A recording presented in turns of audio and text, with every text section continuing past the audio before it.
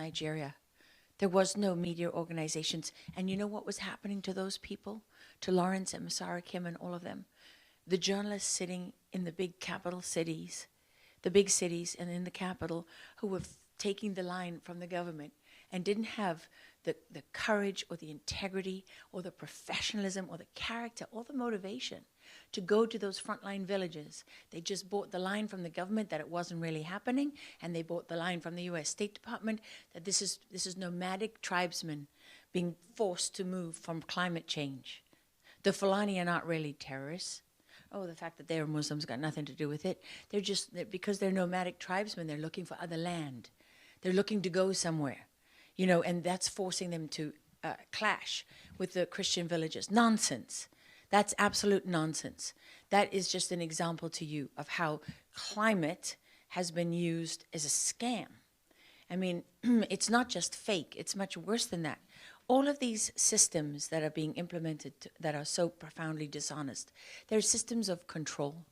How do we control the people, control the information and the narrative, and then have that as cover to do whatever it is that we want to do, which, by the way, is to go into Christian villages and not only annihilate people. I mean, in one of the recent attacks that Truth Nigeria has reported on, putting women and children inside cages in the market and burning them alive. I mean, I was sitting down to a dinner in my hometown in Texas one Friday night years ago. My husband was with me. It was when we were trying to get the sound of freedom was being blocked because people didn't want child trafficking to be a conversation everyone was having.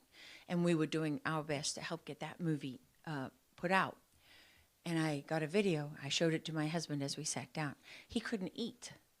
And it was a young 18-year-old, 17, 18-year-old girl from Nigeria who was pulled from one of the villages. And as they were slicing off her head, they were digging her baby out of her tummy.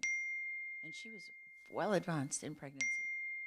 That's the reality of what, you know, when you put those numbers up and you go before your colleagues in Congress and you put those numbers forward, that's what it means in human terms. I mean, Lawrence once was calling Doug and myself. He's sitting in the back of a meat wagon on the bodies of his friends and neighbors with malaria. Remember, after that he went out with malaria for weeks. I mean, these the courage of the people who are on the front lines reporting this cannot be overstated. But the challenge that they face is that the media itself denies the reality that they see and report on with their own eyes and ears. I mean, that's without conscience.